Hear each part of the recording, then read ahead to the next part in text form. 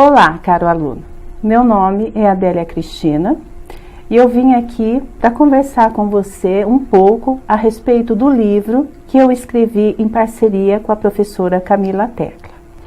Foi um livro escrito a 4 mãos com muito carinho para você, considerando que é de suma importância para a sua formação acadêmica saber os processos por que passam a criança desde os seus primeiros anos de vida até chegar de fato ao processo de alfabetização na escola. Sabemos hoje que a alfabetização é um problema que é discutido pela escola, pela sociedade, pelos pais como um todo. Mas antes de chegarmos de fato à alfabetização, nós gostaríamos de passar para você como que a criança adquire o processo de linguagem e como ela chega de fato à alfabetização. Sabemos que esse livro ele foi compilado em um determinado número de páginas. Por isso, caro aluno, o que eu gostaria é que você o tivesse como um amigo, e o amigo nós o temos para sempre, mas que você estabelecesse novos contatos de leitura e aprofundasse os seus conhecimentos acerca do que aqui foi dito para você. Pois nós sabemos que hoje, em virtude da sociedade do conhecimento, nós temos muita coisa sendo produzida, muitos livros, muitos artigos, e isso enriquece a nossa formação de modo geral.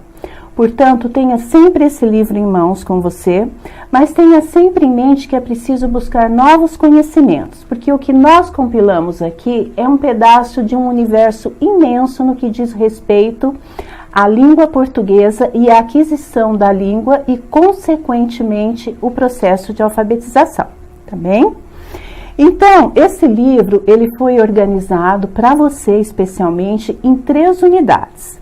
E essas unidades foram denominadas da seguinte maneira: a unidade 1, desenvolvimento e aquisição da linguagem; unidade 2, início do processo da escrita e avaliação; e unidade 3, alfabetização e letramento.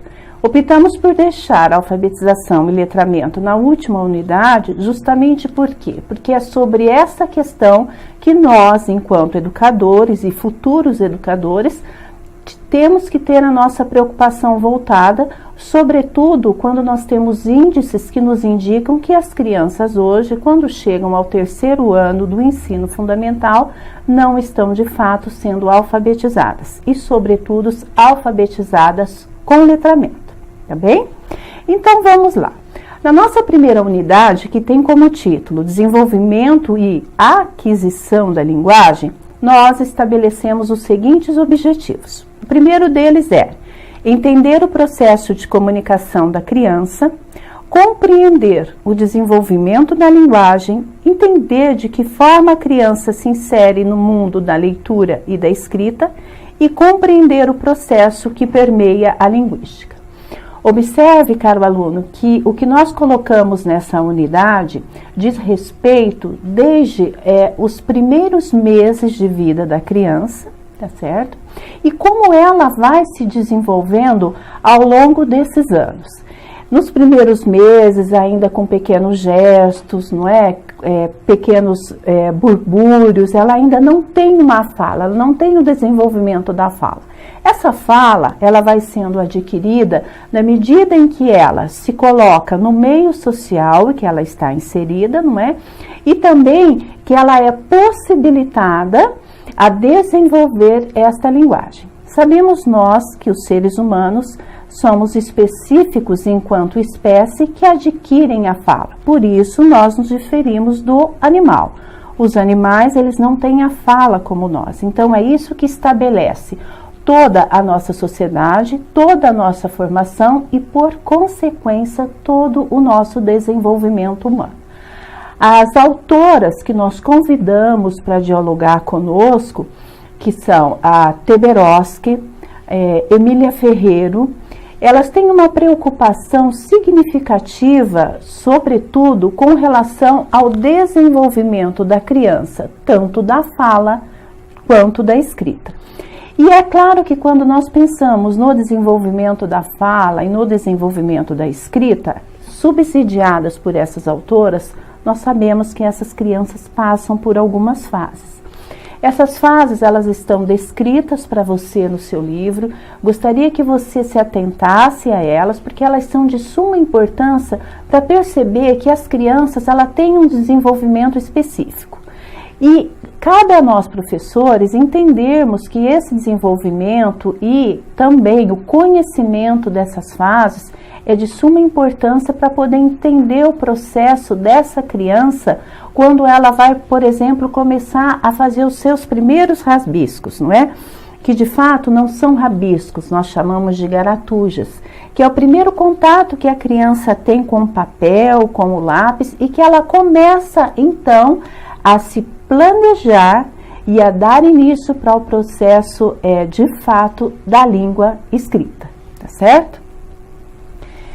No desenvolvimento e aquisição da linguagem, nós dizemos o seguinte, que o próximo passo para a aquisição da leitura escrita por meio de levantamento de hipóteses, então assim, as crianças levantam hipóteses, elas ainda não têm um conhecimento específico, elas vão criando e à medida em que elas vão sendo disponibilizadas para esse processo, e por isso que a escola é tão importante e agora as crianças elas devem ser matriculadas a partir dos 4 anos, é na escola em que ela tem a oportunidade de desenvolver essas hipóteses de forma mais intencional.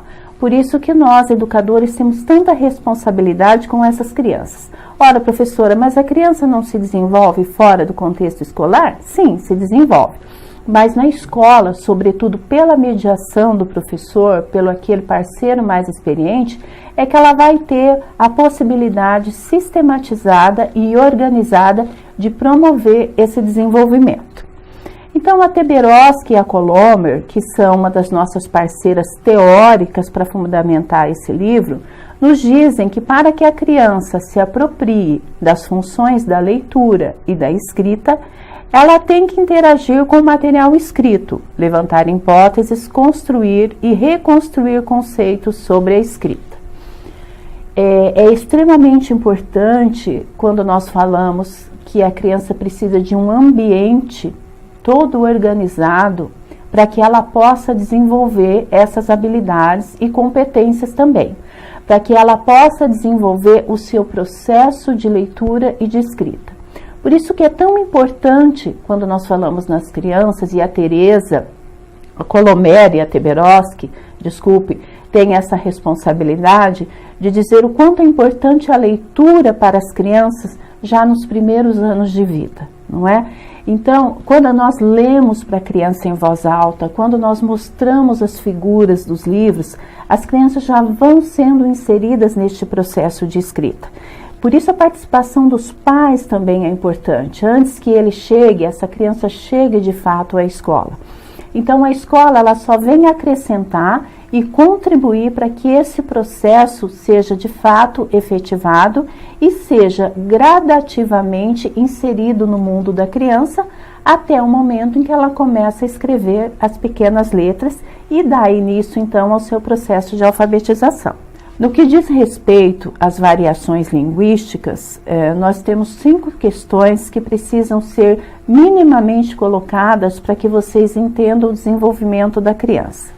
Essas variações, elas são nomeadas de fonética, que estuda todos os sons que são produzidos ou possíveis de produzir no aparelho fonador humano. No seu livro, você tem uma imagem que traduz um pouco do que seja esse aparelho fonador. O que isso significa? Significa que se a criança tiver esse aparelho íntegro, ela terá todas as condições para emitir sons. E isso já é um prenúncio, um anúncio de que ela tem pleno desenvolvimento para que ela atinja então o processo de desenvolvimento da língua e posteriormente da língua escrita. A fonologia estuda o valor funcional que o som tem na língua. Então, todo som, ele tem um valor. E é por isso que não se pode desprezar, no momento da alfabetização também, o som para a criança. A criança, muitas vezes, ela aprende pelo som da letra. Nós não podemos desconsiderar esse processo para o seu desenvolvimento da língua escrita e da língua falada também. a morfologia, que estuda o processo de formação das palavras, a sintaxe, que estuda a organização que as palavras ocupam nas frases, e a semântica, que estuda o significado das palavras. Todas essas questões pertencem à língua portuguesa. Portanto, para entender também o processo de desenvolvimento da criança, é preciso que nós tenhamos minimamente os conhecimentos dessas 5 variações linguísticas que são papel e preocupação também da língua portuguesa. Bom, essas seriam as considerações mínimas que nós temos a fazer sobre a unidade 1. Vamos agora então para a unidade 2, que é o início do processo da construção da escrita e da criança e avaliação. Agora, de fato, nós estamos entrando então no processo de escrita dessa criança. O objetivo então nessa unidade é entender a importância do desenho infantil como forma de expressão, compreender as fases do desenho infantil, analisar os níveis conceituais linguísticos, entender o processo de avaliação e sua importância na construção do conhecimento e compreender o processo de análise de livros didáticos. Bem, as nossas preocupações primordiais nessa unidade, elas dão conta de nos informar que é a partir do desenho que a criança então começa a se inserir no mundo da língua escrita. Por isso que quando nós analisarmos o desenho de uma criança, sobretudo quando ela começa a fazer os seus primeiros desenhos, que são os rabiscos na verdade, primeiro de forma circular, todo desordenado, e depois com umas linhas retas, é que nós vamos entender que a criança está fazendo, então, criando hipóteses e fazendo a tentativa do desenvolvimento desta língua. Por isso que não é oportuno e nem cabe aos professores dizer para a criança que aquele desenho dela é feio. Nós ainda vimos muito hoje isso na escola. Uma postura inadequada do professor que quando pega um desenho de uma criança, não analisa na sua forma como deveria ser analisado de acordo com os teóricos que dizem a respeito do desenvolvimento da criança e da escrita a partir do desenho. Lowenfeld é um autor clássico que fala sobre o desenvolvimento do desenho, a importância do desenho, a importância que o professor e a escola devem dar a essa criança e a esse desenho, para que ela possa então começar a construir o seu processo de aprendizagem e o seu processo de escrita. É claro que aparentemente parece que a criança está só fazendo meros rabiscos, mas é aí que entra a formação do professor. É aí que entra então a nossa responsabilidade de olhar para esses teóricos, de buscar uma fundamentação teórica que nos seja minimamente possível de entender esse processo da criança. Em qualquer teoria que vocês se apoiarem, nenhum deles, tenham certeza absoluta disso, nenhum deles vai desmerecer a importância do desenho para a aquisição da leitura da criança. Por quê? Porque essa é uma fase de fantasia, uma fase que a criança cria e desenha de certa maneira tudo aquilo que ela tem interiorizado.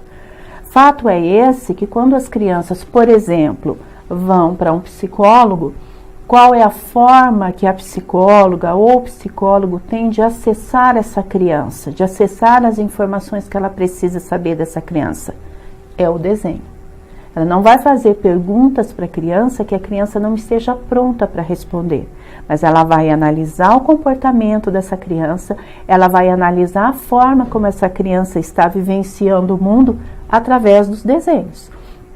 Então, os desenhos têm uma função característica e muito específica para as crianças. Vocês também têm, no decorrer do livro, também, uma série de desenhos feitos pelas crianças e vocês vão poder observar a todo momento que esses desenhos, eles vão se construindo, eles vão saindo das primeiras garatujas até que eles vão adquirindo um formato, até que chegue ao formato do corpo humano.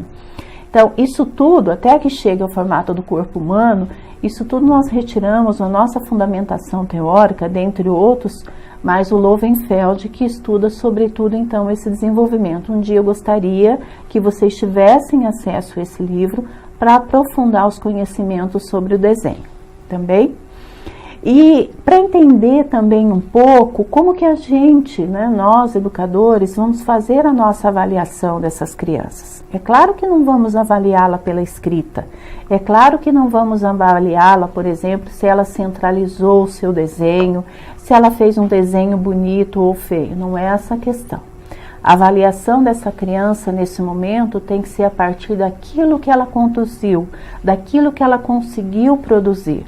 E é por isso que esse momento da avaliação, e a avaliação não é só o momento da escrita, não é só o momento de atribuir uma estrelinha ou o momento de atribuir uma carinha, é um momento também de incentivo para essa criança.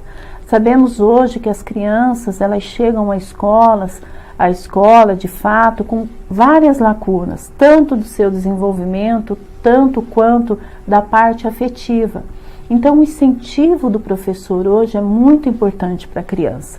E nós não podemos desconsiderar, isso também é fundamentação teórica, que a afetividade, não é, ela tem um fator preponderante no desenvolvimento dessa criança. Então, nos primeiros anos de vida dessas crianças, quando elas chegam à escola, é importante, é necessário e é indispensável que o professor tenha esse conhecimento, tenha essa relação de afetividade com o aluno. Possibilite para ele que ele seja criativo, que ele desenhe faça os seus desenhos de acordo com aquilo que ele acha que é a realidade que ele está expressando. Porque quando ele disser para ele que aquele rabisco é o cachorro dele, é porque de fato é o cachorro dele. Ou quando ele disser que, por exemplo, o pai só tem uma perna ou um braço e uma cabeça deslocada, mas é o pai dele de fato. Ele ainda não conseguiu juntar esses rabiscos, né, que nós chamamos de rabiscos, essas retas, essas linhas circulares, mas gradativamente ele vai chegar a essa conclusão e vai chegar depois a desenhar um corpo humano. Por isso que nós não podemos limitar a criatividade da criança. E isso também o Lowenfeld traz para nós. Nós devemos, então, possibilitar um ambiente rico de aprendizagem para essa criança. E esse processo de aprendizagem passa, então, pelo desenho. Tá bem? As fases das crianças, então, elas se colocam de certa forma esquadrinhadas em 3 etapas, que é as da garatujas, que eu falei há pouco para vocês, que são esses desenhos desordenados, esses rabiscos, ora circulares, ora num canto da folha, ora no canto da outra, mas essas são as primeiras tentativas de escrita da criança. Depois nós temos a fase pré-esquemática, que é a que eu anunciei há pouco, quando a criança tenta já juntar, não é, essas linhas, essas retas, esses círculos, para tentar fazer um desenho mais uniforme. Mas ele só vai conseguir atingir esse movimento e esse desenho mais uniforme quando ele chegar na fase esquemática. E é claro que junto com essas fases, nós não podemos esquecer também que nós temos as fases de desenvolvimento da criança. E quem que vai dizer para nós das fases do desenvolvimento da criança? Emília Ferreiro. Emília Ferreiro é uma importante convidada que nós trouxemos para o livro. Por quê? Porque ela está na educação há muitos anos, sobretudo falando sobre a alfabetização, mas para chegar na alfabetização, ela tem que passar por essas fases de desenvolvimento da criança. Então, é importante que você vá até esse livro, que você observe essas fases de desenvolvimento, que elas estão esquadrinhadas mais ou menos em faixas etárias, porque nós também não podemos exigir da criança aquilo que ela ainda não tem competência para fazer. Então, esses movimentos, atrelado ao desenvolvimento da criança nessas faixas etárias e o entendimento do professor desta relação, é que vai possibilitar o seu sucesso e o seu ingresso no mundo da língua escrita e falada. Depois, então, vocês vão conhecer esses níveis, que nós chamamos também de níveis conceituais linguísticos, que eu acabei de dizer para vocês. Quais são esses níveis? Eles são 5 níveis, tá bom? que a Ana Teberoski e a Emília Ferreira organizaram, na sua obra chamada Psicogênese da Língua Escrita. Esse livro é um livro muito importante para todos nós educadores, para todos nós que temos um interesse de entender como que a criança se desenvolve. Então, estas autoras estabeleceram, através das suas pesquisas, 5 níveis linguísticos. Que níveis eram esses? Ou são, não é? O nível 1, o pré-silábico, o nível 2, o intermediário 1, o nível 3, o hipótese silábico, nível 4, intermediário 2, ou silábico alfabético, e nível 5, alfabético. Então, veja que até chegar ao nível 5, que é o alfabético, nós devemos ter em mente também que elas trazem as devidas faixas etárias para cada um desses níveis. Então, para nós podermos efetivamente alfabetizar uma criança, nós precisamos entender esses níveis, compreender essas faixas etárias e assim, então, promover um ambiente significativo para a aprendizagem e para a alfabetização. Sabemos nós que a alfabetização ela é um processo que requer cuidado, mas que, sobretudo, requer conhecimento. E esse conhecimento é teórico. Por isso que nós não podemos deixar sempre de nos ocuparmos de leituras teóricas de pessoas que pensaram e pensam a alfabetização a todo momento e, sobretudo, hoje na sociedade na qual nós estamos inseridas. A unidade 3, que é a última unidade e encerra o nosso livro, diz respeito aos métodos de alfabetização, aspectos histórico e pedagógico, alfabetização e letramento, a perspectiva construtivista para ensinar a ler e a escrever, o ambiente material e social da escola para o processo de alfabetização, a sistematização do processo de alfabetização e letramento a partir do gênero, textuais, e o papel do professor no processo de alfabetização e letramento. Por que nós deixamos para a última unidade essa questão tão importante que é a alfabetização e letramento? Porque, primeiro, nós precisamos, enquanto pesquisadores, alunos, professores, olharmos para a história da alfabetização. A alfabetização, tal qual ela está hoje, ela passou por um processo e esse processo nós definimos ao longo do texto, apoiados na pesquisadora Mortati, que eles induziram e contribuíram para a alfabetização em períodos específicos. Mas olhar para a história com o nosso olhar contemporâneo, por vezes, é insuficiente, porque nós nos ocupamos, às vezes, de olhar para essa história julgando o passado. E por que eu digo isso? Porque alguns professores, alguns pesquisadores, ou mesmo a sociedade de modo geral, criticam o método tradicional.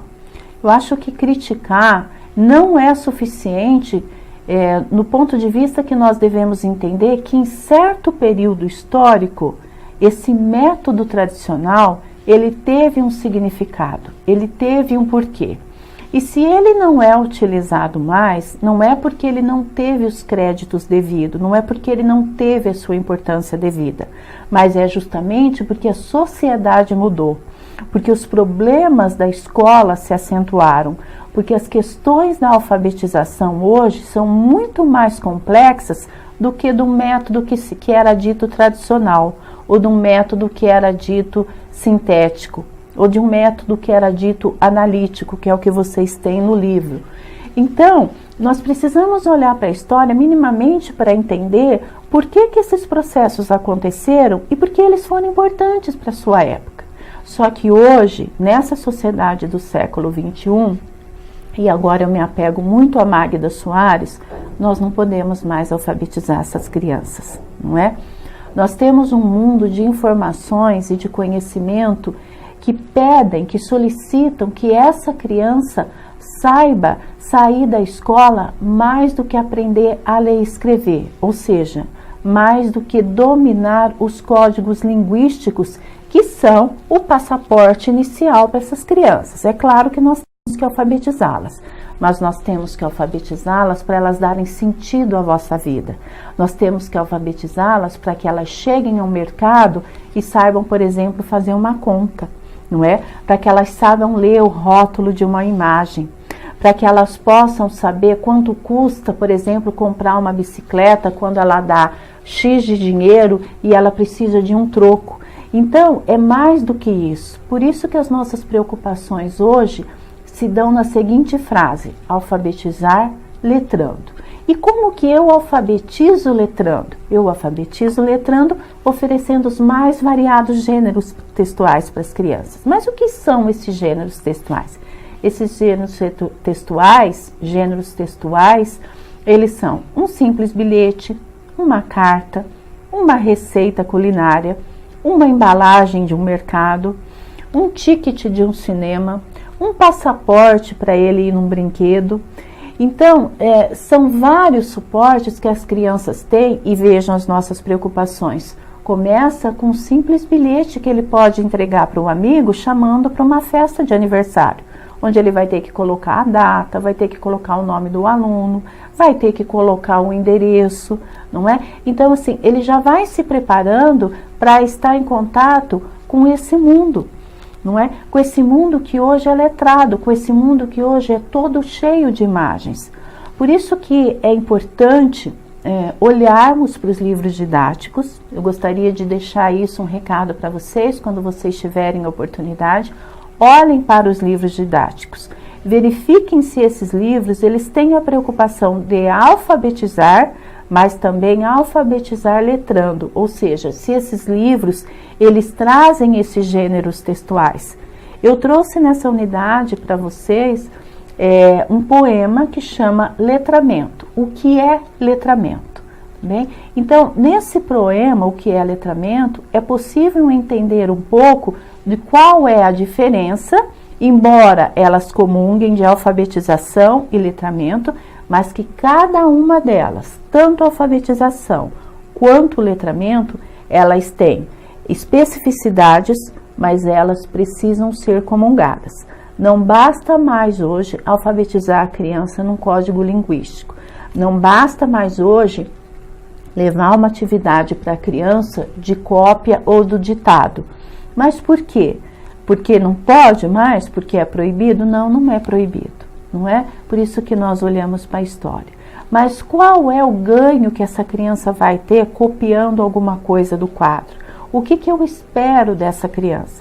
Ao invés de dar uma cópia, promova uma discussão em grupo, peça para ela fazer recortes de jornais, selecionar alguns artigos que estão à venda, não é? Imaginar uma situação de compra e de venda, imaginar montar um mercadinho na sala de aula, não é? Em que as crianças tenham diversos objetos desse mercado, que coloquem preços, que um deles seja o caixa, que o outro vá comprar, entende? Porque daí ele vai, de fato, saber as questões da alfabetização e vai também estar inserido nesse mundo do letramento. Nós temos índices muito preocupantes no que diz respeito à alfabetização, por isso as nossas preocupações finais foram essas. Gostaria então de deixar um recado para vocês que ampliem a leitura do livro. Ele é um companheiro e vai ser sempre, mas procurem ampliar todas as questões que foram trazidas aqui para que possa então te ajudar e auxiliar nesse processo tão difícil, mas tão caro para todos nós professores, que é o desenvolvimento da criança e o seu processo de alfabetização. Espero ter compartilhado com vocês um pouco dos nossos conhecimentos e agradeço então a leitura e um bom proveito para o seu estudo. Obrigada, até mais. O que é letramento? Letramento não é um gancho em que se pendura cada som enunciado. Não é treinamento repetitivo de uma habilidade, nem um martelo quebrando blocos de gramática. Letramento é diversão, é leitura à luz de vela, ou lá fora, à luz do sol. São notícias sobre o presidente, o tempo, os artistas na TV. e mesmo Mônica e Cebolinha nos jornais de domingo. É uma receita de biscoito, uma lista de compras, recados colados na geladeira, um bilhete de amor, telegramas de parabéns e cartas de velhos amigos. É viajar para países desconhecidos sem deixar sua cama. É rir e chorar com personagens, heróis e grandes amigos. É um atlas do mundo, sinais de trânsito, caças ao tesouro, manuais, instruções, guias e orientações em bulas de remédios, para que você não fique perdido. Letramento é, sobretudo, um mapa do coração do homem, um mapa de quem você é e de tudo que pode ser.